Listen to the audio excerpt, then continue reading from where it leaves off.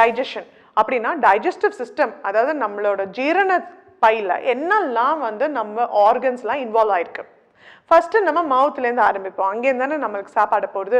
So அதுலேருந்து digestive system பார்த்தீங்கன்னா நம்மளோட வாய் பகுதியிலேருந்து ஆரம்பித்து வாயிலேருந்து முழுங்கும் போது அந்த பேசேஜ் ஒரு டியூப் மாதிரி இருக்கும், அந்த பேசேஜுக்கு பேர் ஃபுட் பைப்புன்னு சொல்லுவோம். இல்லைனா மெடிக்கலாக அதுக்கு சொல்கிறது ஈசோஃபேகஸ் அப்படின்னு சொல்லுவோம். வாயிலேருந்து அந்த ஃபுட் பைப் ஈசோஃபேகஸ்லேருந்து கிராஸ் ஆகி வயிறு கிட்ட போகும். வயிறு தான் நம்ம எல்லாருக்கும் தெரியும், ஸ்டமக், அதுதான் சென்டரில் இருக்கு.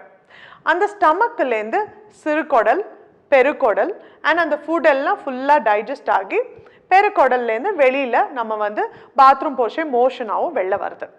ஸோ அதை தாண்டி இந்த ஸ்ட்ரக்சர்ஸ்லாம் தாண்டி லிவரும் கால் பிளாடருமே ரொம்ப ரொம்ப இம்பார்ட்டன்ட் ஒரு நார்மல் டைஜஸ்டிவ் ப்ராசஸ். ஸோ இத்தனை ஆர்கன் நம்ம சாப்பிட்ற சாப்பாட்டை டைஜஸ்ட் பண்ணுறதுக்கு இது ஹெல்ப்ஃபுல்லாக இருக்கும், இவ்வளோ ஆர்கன்ஸும் சேர்த்து.